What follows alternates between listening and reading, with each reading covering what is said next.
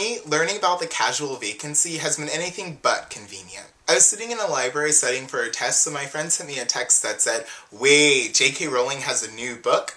To which I replied, "Does she, or is that a lie?" At that point, I'm assuming that I went on Twitter because I quickly replied, "Freaking out." It was soon after that I began crying, of course. Well, tearing up. I got all of the chills, and luckily for me, I was in this kind of library study cubby and not in an open-to-the-world public table where everyone could see me crying and wiping my eyeballs. As it always does, news became not news, and nearly 2 months passed. On Monday, after succumbing, like I always do, to the stress associated with the end of spring semester, I read The Tale of the Three Brothers and held my copy of Tales of Beetle the Bard very, very closely. At the same time, feeling so much anger toward the Hunger Games series for taking something as beautiful and awesome as the book-to-reader relationship and turning it into Barbie dolls. Out of all the books turned into major franchises, nothing really touches what I experienced with Harry Potter. Readers saw in Harry Potter something that I still can't pin down. I came because of the whole 7 years, same characters thing, but I think I stayed around for just a couple of things, namely a community. So I knew that when the news broke Thursday that I'd quickly have my Potter family back. Or we'd all be feeling the same thing at the same time. After the Hunger Games became this explosive deal, I'd be finally able to again channel the what now seems like a small community of people that J.K. Rowling affected. The news of Rowling's first novel for adults, which is arguably one of the most condescending phrases since children's books, broke me swiftly and lovingly. I was on my phone in class and I saw a retweet of a USA Today Books tweet that announced the date and title. And as I looked down to relay my reaction, I couldn't really see what I was typing because of the tears that clouded my eyes. And as class was starting, I just had to turn out one last reaction tweet because I knew I'd remember this moment forever. Just as I remember when Scholastic released the Half-Blood Prince cover art and when the Deathly Hallows title was announced. The Casual Vacancy, which is an actual term and not a Rowling-created, clever, adjective, noun, phrase, thanks Kate Matthews, is and will always be the Potter author's first published work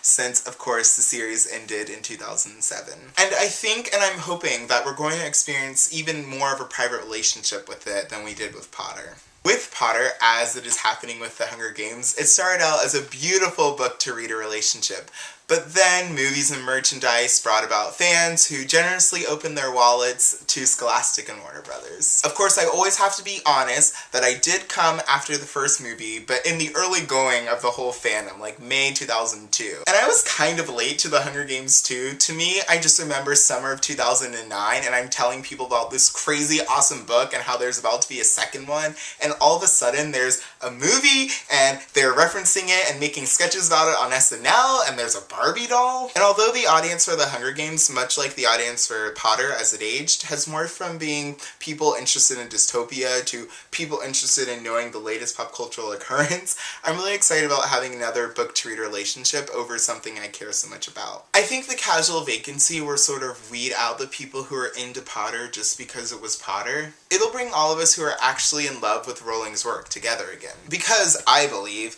as time went on, we stopped becoming just Harry Potter fans and became J.K. Rowling fans. And I'm left thinking about the days leading up to The Fault in Our Stars, and John Green tweeted something about how he hopes that we will all like the book, and Amanda, the wonderful Amanda, tweeted, and I'm paraphrasing, "We will like it because you wrote it, but the real question is, will we connect with it?" Yeah, we'll read and like The Casual Vacancy because Rowling wrote it, but will we connect with it? And on which levels will those connections reside? So Thursday, September 27th, 2012 will be another notch in my Rowling Ryan timeline. I'll probably pick up the book in the morning and spend my Friday with it, some tea and a comfortable chair. And I'll read it with the intensity of a hug you give to a friend you haven't seen in a long time. And I won't read with the swiftness that comes from wanting to be the first one finished, but with the swiftness that comes from ensuring that I'll be able to use the internet by, at least Monday morning without the fear of spoilers. And I know that I'll have tweets and blog posts and innumerable conversations about the book.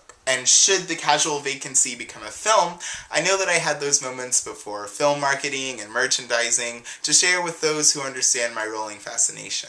I will enjoy my book-to-reader relationship while it remains casual, untainted by mass commercialism and screaming fans. But until September 27th, I'll mourn the loss of Barry Fairweather and look forward to his story changing my lives in ways I can't even imagine.